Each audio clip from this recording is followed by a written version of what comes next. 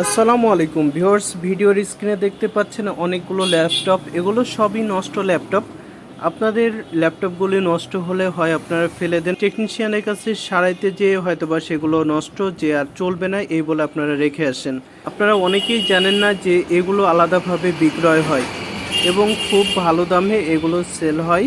এগুলো আপনার আনুমানিক যদি একটু আমি ধারণা দিই যে সর্বনিম্ন 2000 টাকার উপরে পার কেজি বিক্রয় হয় যদি আপনি ল্যাপটপের সার্কিটগুলো সেল করেন একেবারে নষ্ট হিসাবে।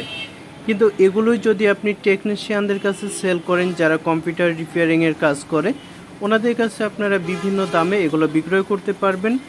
কেননা এই পার্টসগুলো তারা বিভিন্ন কম্পিউটারের ক্ষেত্রে সার্ভিসিংয়ের ক্ষেত্রে তাদের কাজে লাগে এবং আপনারা দেখবেন যে আপনাদের এলাকায় বিভিন্ন হকার আছে, তাদের কাছে আপনারা মোটামুটি ভালো দামে বিক্রয় করতে পারবেন।